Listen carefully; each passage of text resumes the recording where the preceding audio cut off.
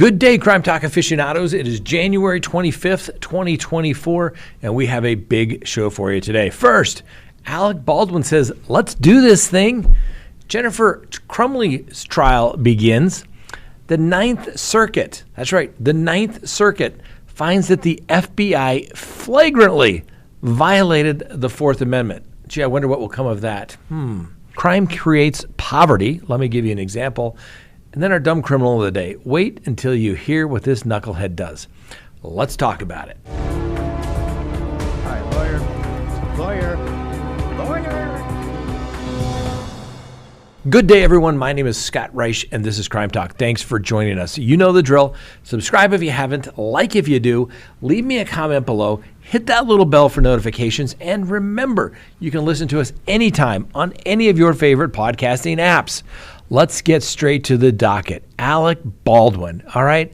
I'm not a big fan of Alec Baldwin, but I like his style, at least for now. We'll see if it holds up, so to speak. Alec Baldwin, through his attorneys, are demanding a speedy trial, in part to minimize public vilification and suspicion of him, and to avoid the hazards of proving innocence that has often arisen after a lengthy delay in this prosecution, his attorneys noted. Now, the analysis of the gun, this new analysis, opened the way for the prosecutors to refile charges in this case after the prosecutors have originally dismissed the case against Alec Baldwin for involuntary manslaughter last year.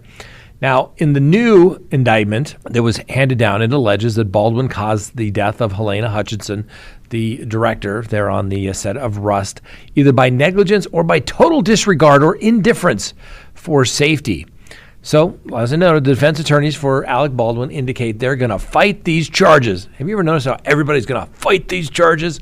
They do. I'm a big fan of kind of keeping it low profile in the press early on when they start asking about what you're going to do. But I get it.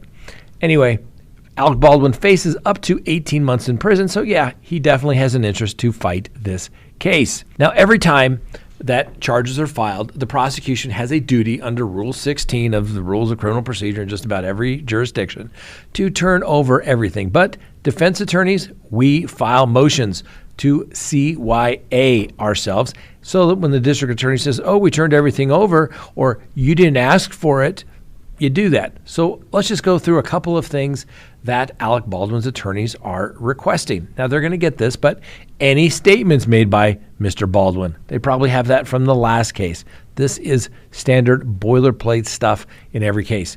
Any books, papers, documents, photographs, and tangible evidence, any reports of mental examinations, scientific tests, experiments, and polygraphs conducted on witnesses, a written list of all of the names and addresses of any of witnesses, any material evidence favorable to the defendant, which the state is required to produce under the Due Process Clause, and disclosure of all agreements between any witnesses who may testify against Mr. Baldwin. Standard routine, and the defense is entitled to all of that information. Like I said, it's a CYA, putting the prosecutor on notice, do your job. Well, Baldwin's co-defendants there on the Rust set, the armorer, Hannah Gutierrez-Reed, well, she has a motions hearing today, and her trial is scheduled to start on February 21st. Baldwin will appear via WebEx, via the web, for his formal arraignment on February 1, and if he enters a plea of not guilty, guess what? That will start that speedy trial clock and get this thing going. Alec Baldwin is getting a little bit of support. And who's that support coming from? The union, the Screen Actors Guild, is coming out swinging against the prosecutors in the New Mexico case. And they say the prosecution needs to stop. Alec Baldwin is not named specifically in the Screen Actors Guild statement, but you kind of get the feeling who they're alluding to, and they're slamming the decision of the prosecutors to now go twice after Alec Baldwin.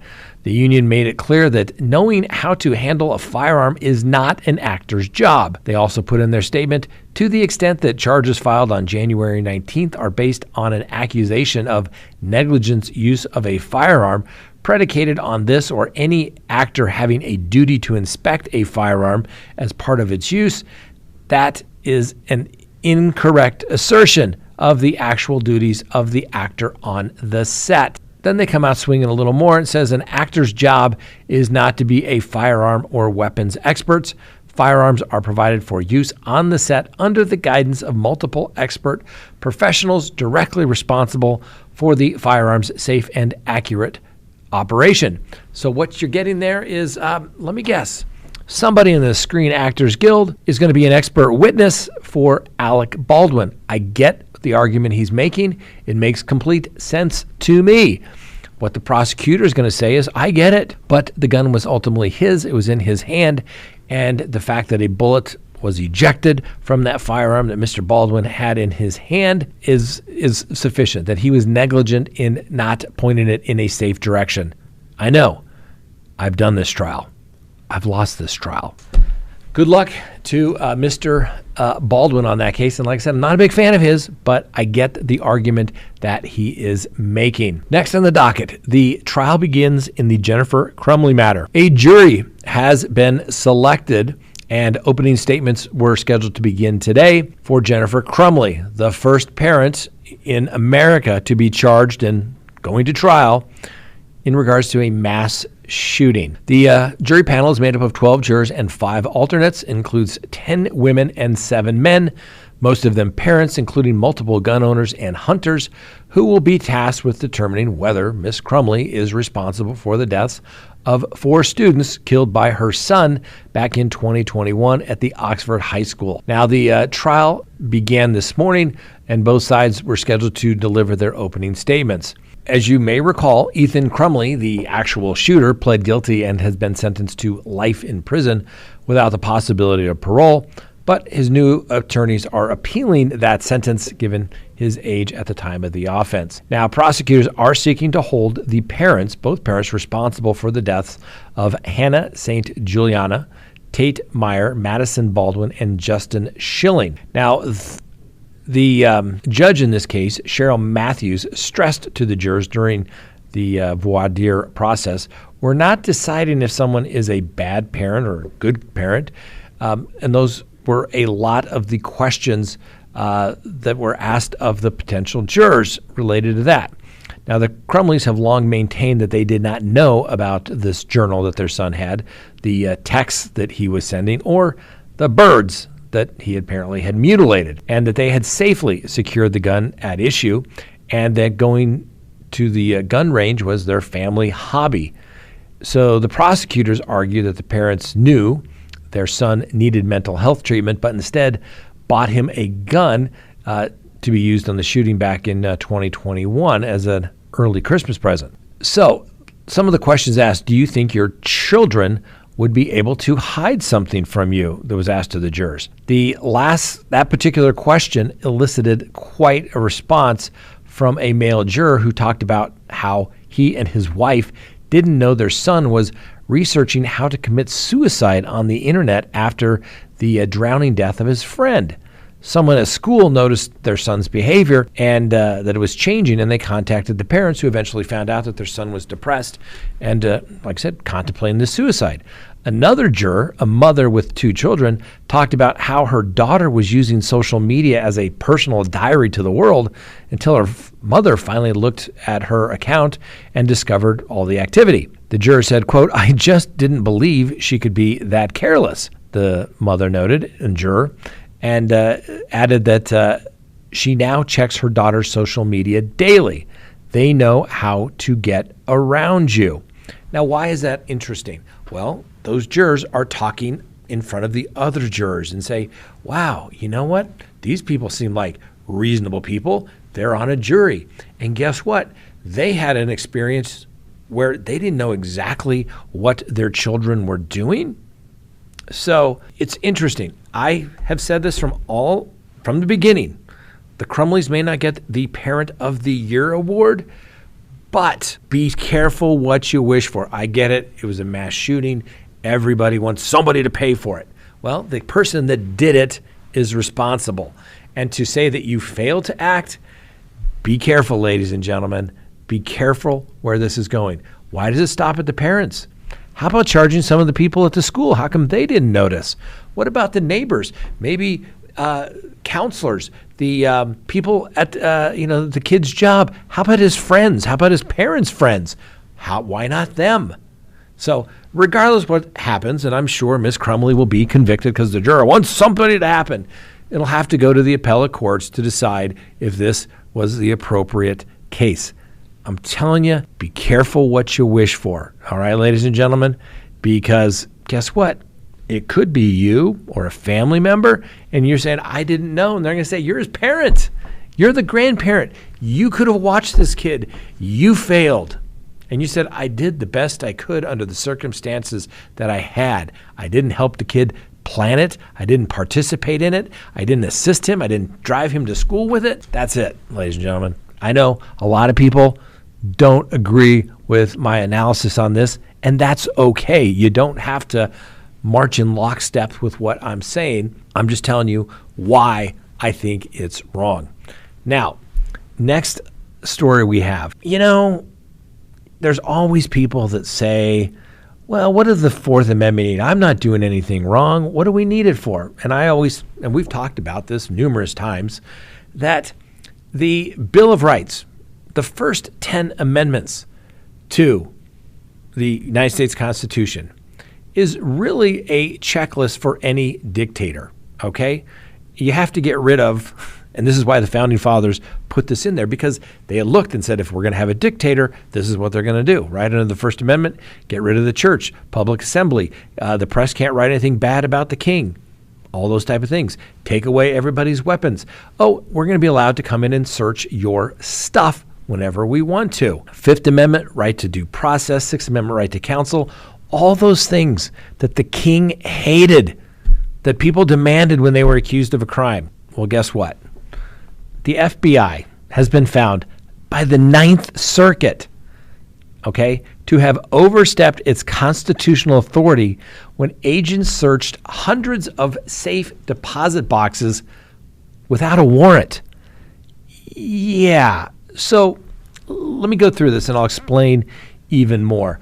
But people should be outraged, and this is not like on the front page of every newspaper. I don't know why. But the fact that the FBI thought they could get away with this and then were so nonchalant to the court, unbelievable. So this goes back to a 2021 case. And the court in this particular case said that the tactics of the FBI were kind of this indiscriminate search that led to the enactment of the Bill of Rights. Almost like, where did I hear that from? Scott? Where has Scott been saying this all along?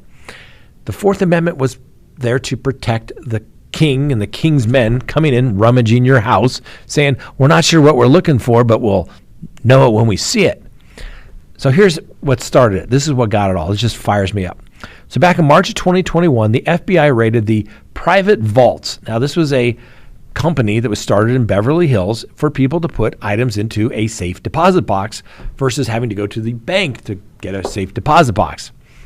So the company that had the safe deposit box marketed its services about client anonymity and privacy, and it appealed to what the FBI thought were to gambling rings and drug operations, but also customers who were unable to get a deposit box at their bank or simply mistrusted the banks and preferred to store their valuables elsewhere.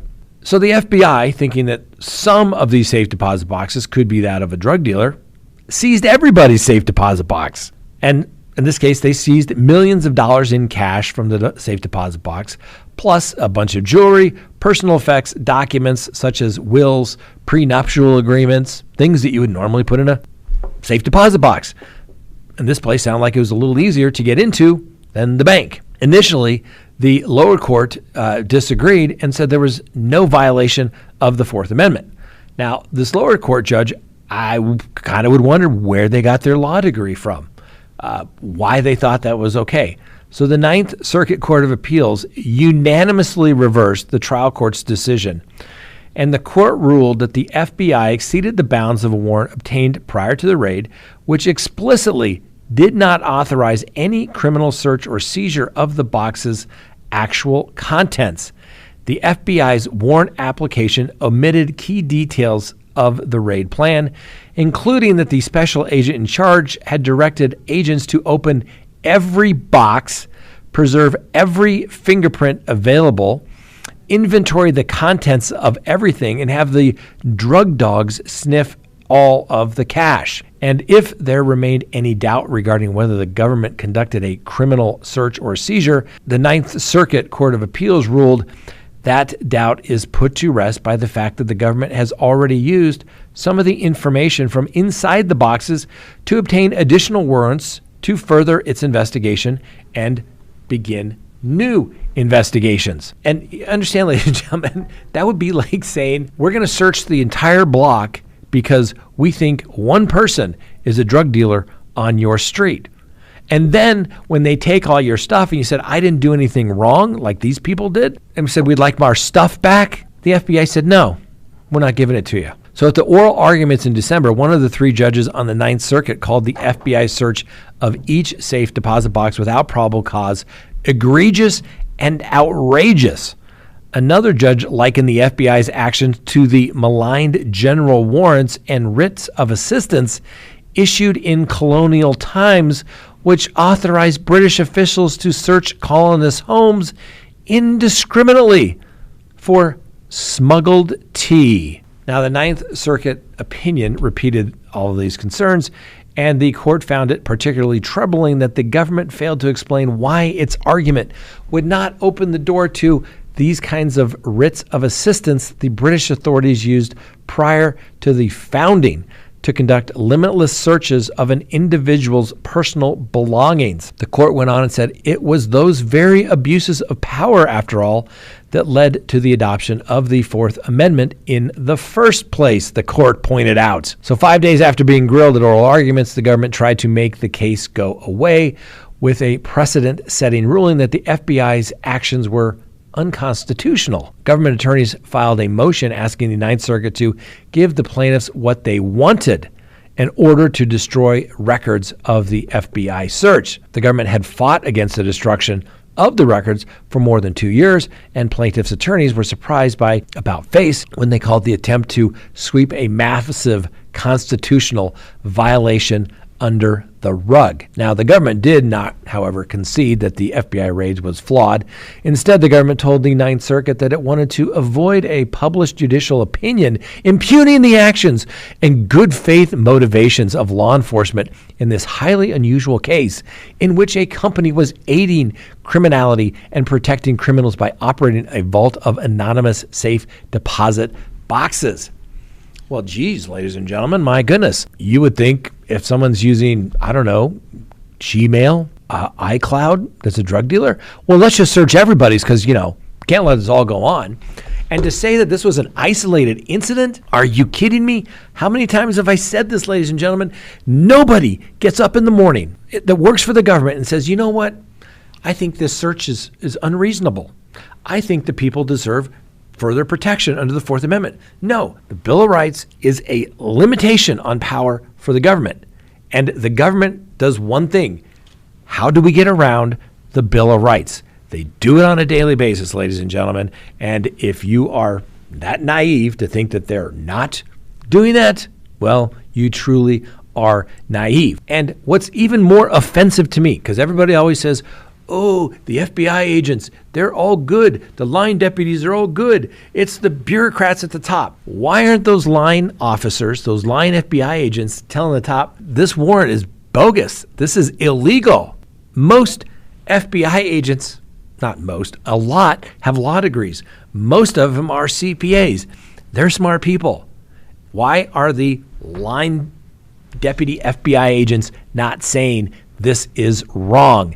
They do it. And I'm telling you, they can say, oh, we're good faith. The judge issued it. We must be good. You have a duty at some point to say this is wrong. Kind of like the Crumbleys, right? Could you imagine if we started prosecuting people for violating people's constitutional rights? Oh, that's right. We usually don't do that. But you can get a civil judgment against them. And it's interesting how the FBI didn't want this brought out because now there's precedent from the Ninth Circuit that says the FBI violates people's rights. So this Ninth Circuit did exactly what the government feared, and they ordered the FBI to destroy the records of the search, including copies in their evidence database.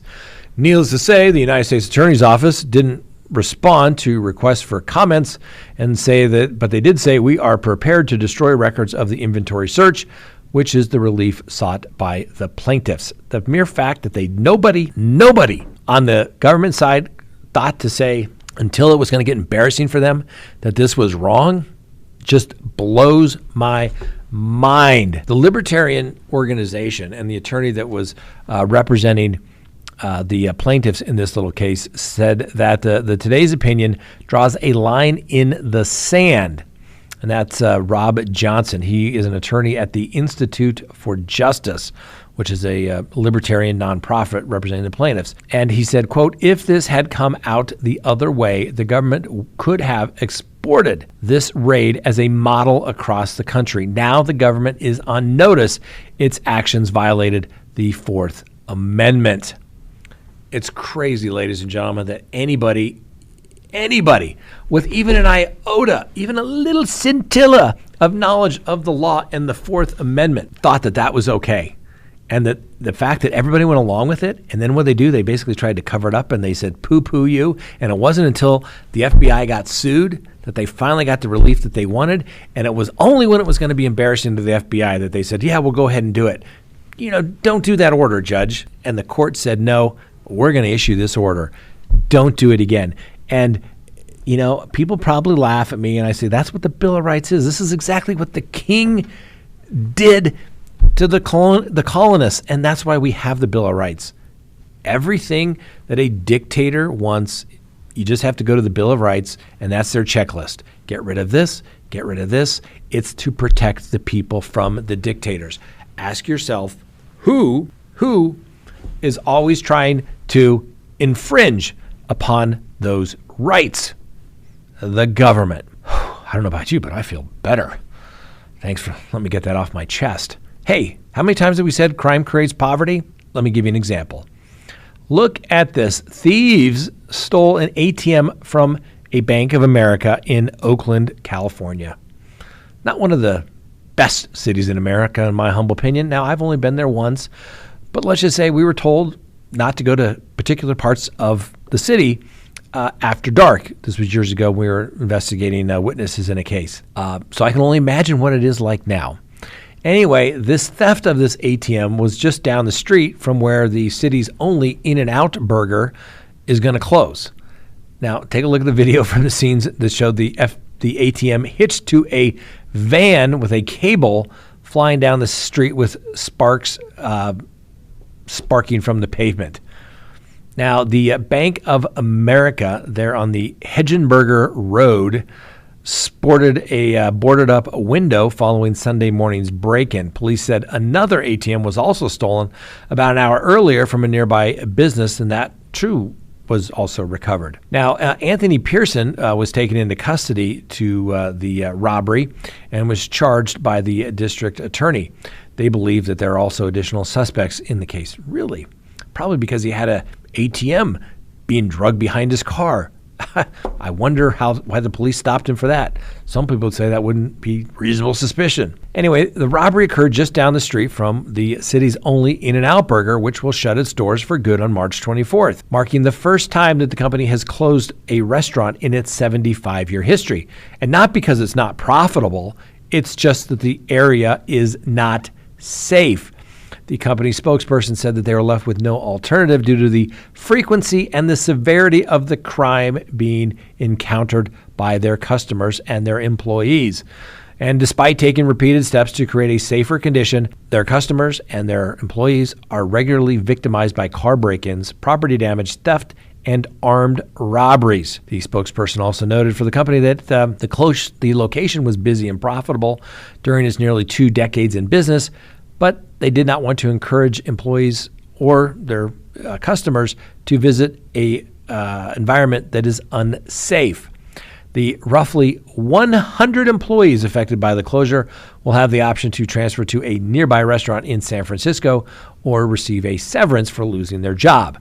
Now, there was an increase in police presence in the area Wednesday as the city pledged to crack down on crime.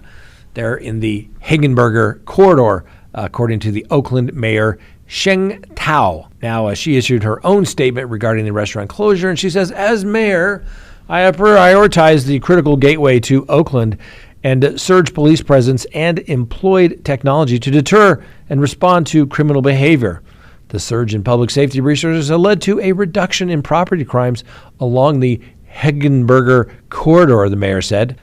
So, like I said, the In-N-Out closure is the latest in a series of chains shuttering their Oakland restaurant. Some of those other chains you may think they're shutting down. I wonder why. Oh, Starbucks, not safe. Target, not safe. Not to mention all the little mom and pops that are run out of business because people have no respect for other people's property. So, like I said, people look at me like I have a third eye on my forehead some days when I say this stuff. People want to know why there's no businesses in an area? Because there's crime. There's a bunch of homeless people urinating, defecating on the street. Who wants to go to that?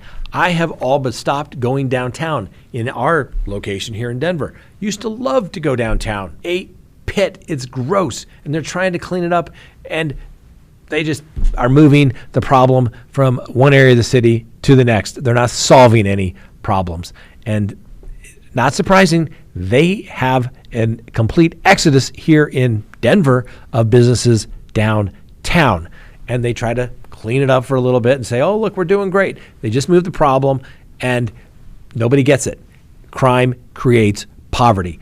Who's going to go to an area where there's a bunch of crime? They're not.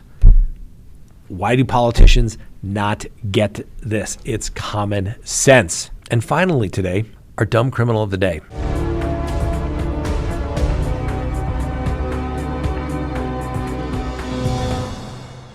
Now, there is a good reason why people say it's dumb criminals doing stupid things. Another example, bank robbery in Chicago happened the other afternoon, about 2 weeks ago.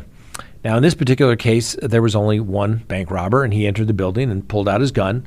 The man threatened the employee and demanded money. The bank employees placed the money, cash, in the bag that the bank robber had requested. Then the suspect took off from the bank. That's what they're doing. They're getting away. Well, needless to say, the police put out, did their investigation, put out a tip on the suspect, and they received a tip that broke the case.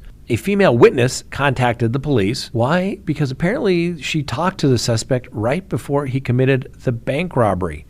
According to this woman, that guy was actually hitting on her, and then the dumb criminal gave her his phone number. Well, this woman saw the story on the news and recognized that as the guy that was hitting on her.